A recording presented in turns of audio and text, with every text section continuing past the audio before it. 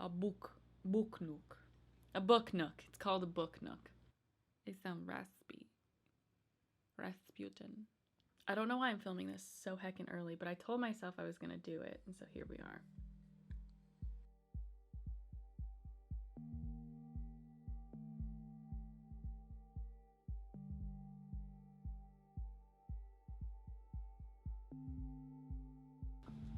Hi, hello, it's me again. It's been a while. So, last night, I was perusing Pinterest, okay? Scrolling forever into the void, as one does. And I came across something that was pretty nifty looking. It's called a book nook.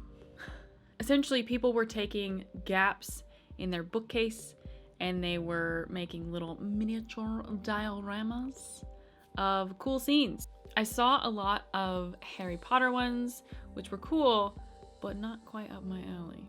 And then I saw some like forest ones, some medieval ones. I saw a really cool swamp one. What are you doing in my swamp? I didn't get too far into the creative process and deciding like what kind I want. What do I want to make? What can I make with the stuff I have around here? So really I just wanted to bring you guys along for the process, the entire one, beginning to end. My jumbled thoughts and my jumbled execution. But yeah, okay, so I'm just gonna start. Let's get into it, shall we? Howdy, editing me here. I realized that I do have footage of the actual making of this box, but I don't have the best explanation of what I'm doing or why. So that's where I'm coming in right now to maybe try and hold your hand through this process. So the first step for me was to obviously survey my bookcase, see where I could possibly put this. If I had space for it, if I needed to make space for it, or if I wanted to base the entire project off the theme of the books that they would be surrounded by.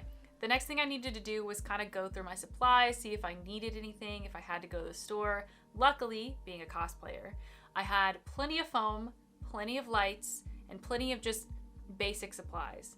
Surprisingly, however, I did not have any leftover foam core or any like good sturdy cardboard, because that's what I was going to make the structure out of. So I did end up having to go to Michael's. I also kind of used the trip to Michael's to look at their miniature section, see if they had anything that I wanted to use, and get some ideas of how to make miniature items.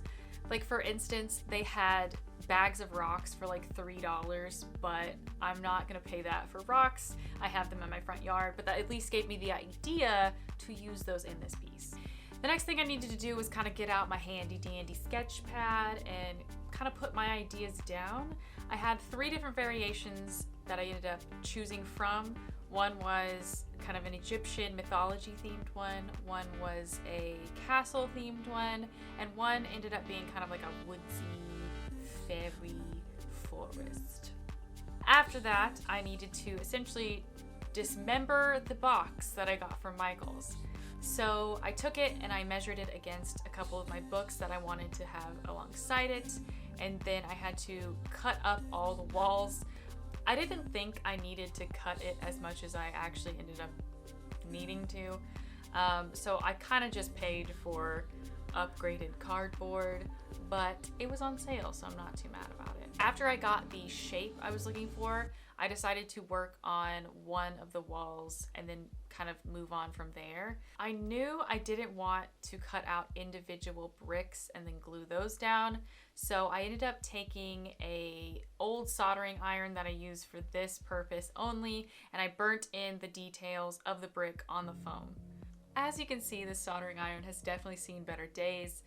It was cheap and I bought it specifically for this purpose, so it's good enough for me. If you use this technique on any of your projects, do it in a well-ventilated area. The heat and the foam do make some kind of fumes, so just be wary of that. Wary. Before I burnt in the foam brick detailing, I had actually cut out a little window that I knew I wanted some lights coming in. So I essentially just hot glued down some fairy lights and then I stuck in some white translucent foam in the shape of that window.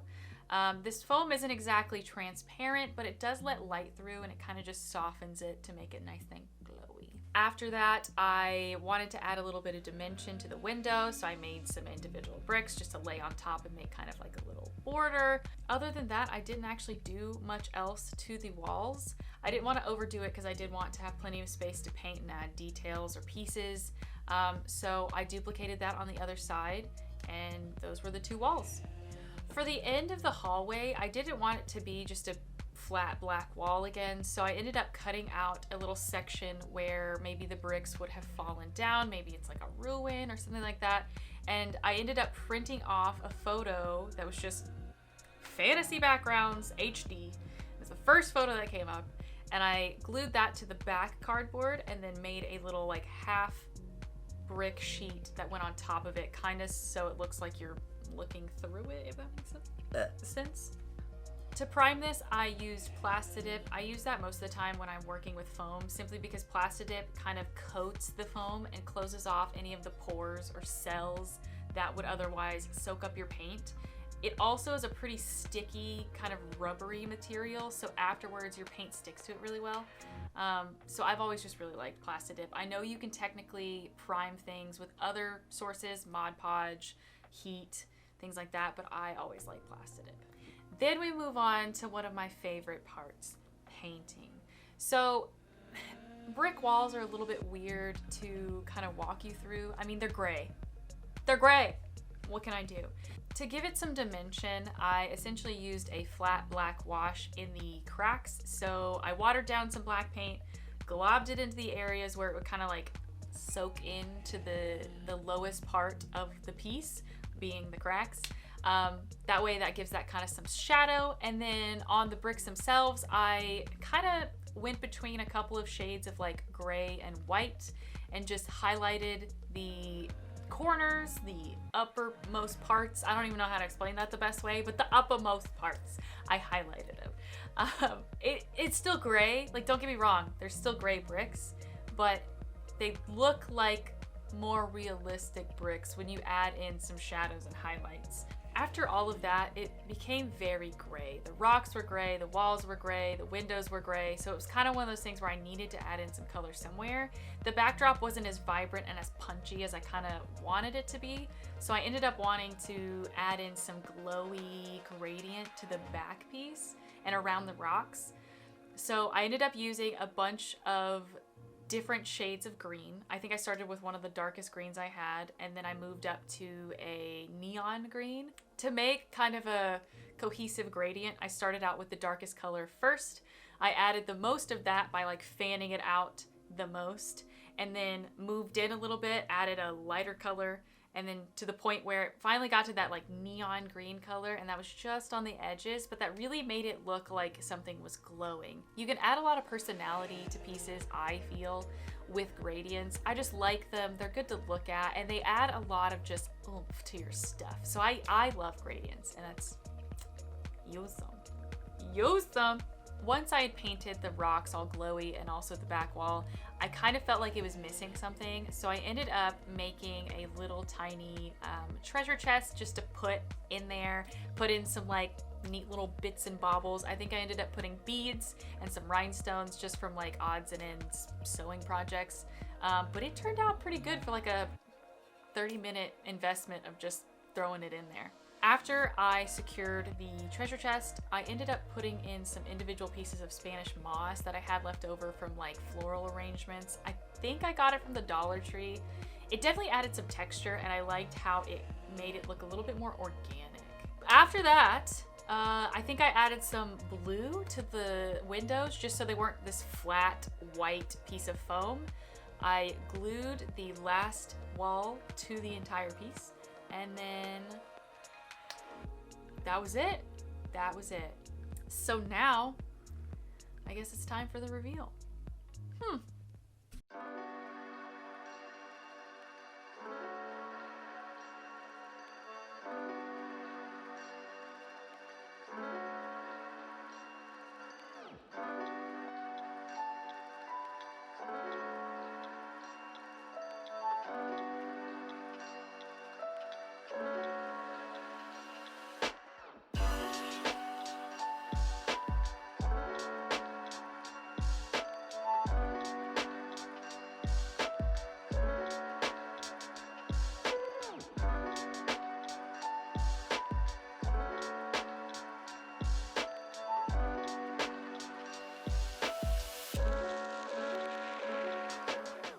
So there you have it. That's my book nook. I actually really liked how this turned out. I haven't made anything in a really long time. I haven't really been the most creative person in the last little bit. And this kind of got me out of that headspace and into like making things. And that was just really nice for like a cheap little project that's gonna be on my bookshelf. I really enjoyed this process. I actually did paint the majority of this project live on my Twitch channel. I am live every Monday, Wednesday, and Saturday at 5 p.m. Central Time if you would like to check me out. I don't always craft. I sometimes play games. I sometimes just chat about aliens, conspiracy theories, just anything we can think of. So if you want to hang out, links will be in the description. I would love to see you there. But yeah, I guess that's it. I don't know. It feels good to make a video. I haven't made one in a really long time, but this was a fun project and a fun video. It's a fun video to make. If you enjoyed this, you can support me by hitting the like button, subscribing, hitting the bell notification, that entire spiel. Other than that, stay safe, be kind, and I will see you guys next time. Bye! Who am I? Am I like going through something? Call my therapist. Like, someone needs to check on me.